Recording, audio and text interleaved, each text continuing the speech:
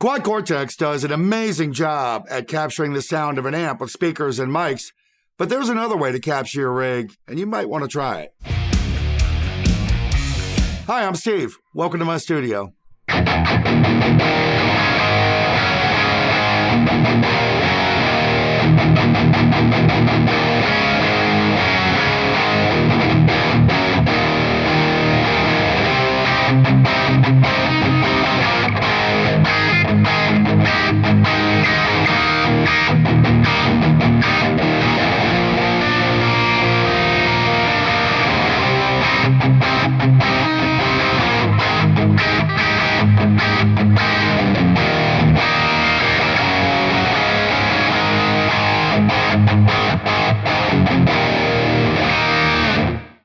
In my last video, I ran through the process of creating a neural capture of my Marshall Vintage Modern running through a 412 cabinet loaded with Celestion G12 EVH speakers using my preferred 4-mic setup. It sounds like this.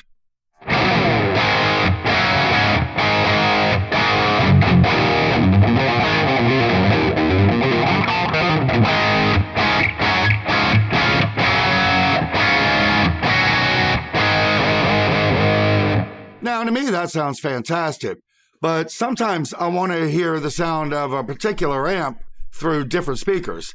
Now, it's easy enough to create captures of the speaker cabinets that I have here at my studio, but what if I want to hear the sound through speakers that I don't have access to?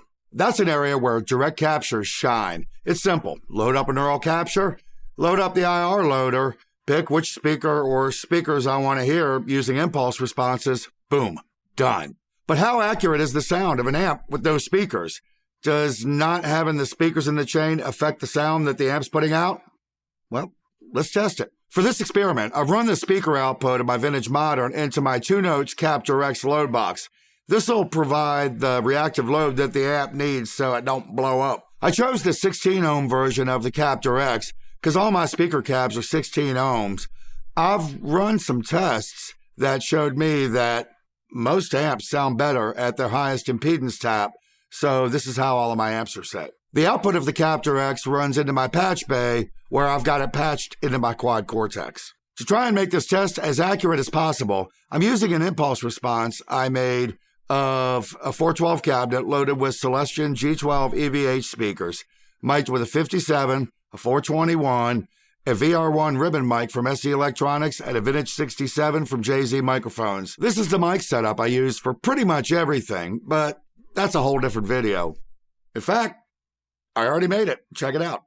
To create this impulse response, I used the impulse response utility that comes with Logic.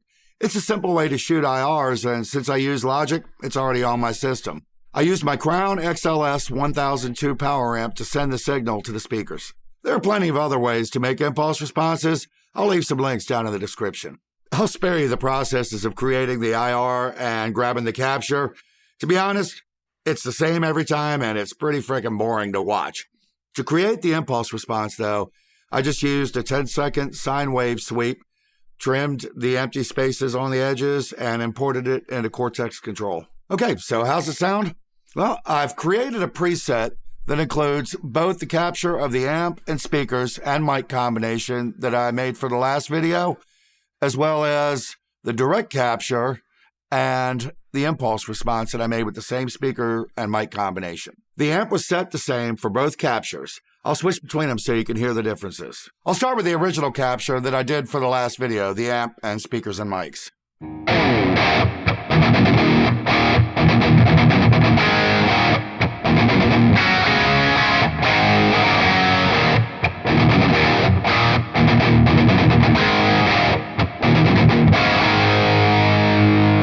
Now here's the direct capture with the impulse response.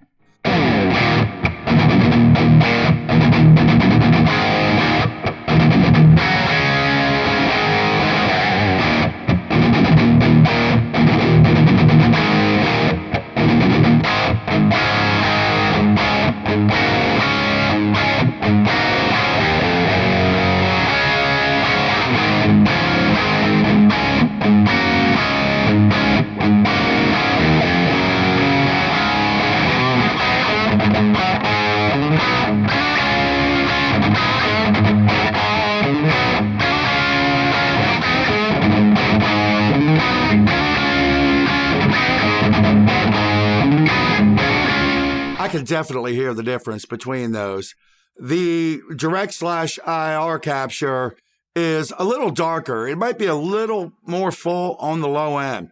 The amp speaker mic capture it has more presence, and it seems like it's a little bit more in your face. The direct capture also might be a little bit more scooped. Sometimes driving the front of an amp can make these apparent differences stand out even more, so let's try that. I'm using here a neural capture that came with the Quad Cortex. It's the BB Boost Preamp drive pedal from Xotic Effects. This is, again, the amp/speaker/mics combo.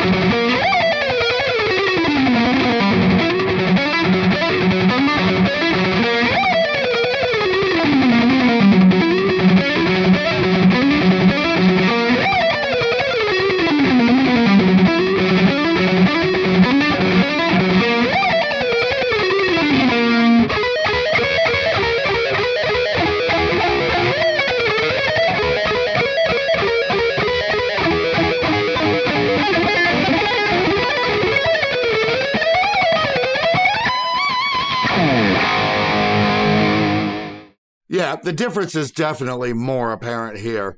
They're similar enough that some EQing, they'd be virtually identical, but still, it's interesting to hear the actual differences. You know, it could very well just be the impulse response that I made. I don't have a lot of experience shooting IRs, and it could be something as simple as the level to the speakers was too hot or too quiet when I shot the IR. I definitely plan on experimenting more with this in the very near future. All in all, though, I think they both sound great and they're equally usable. That's me, though. I want to hear what you think, so let me know down below in the comments. And as always, like and subscribe.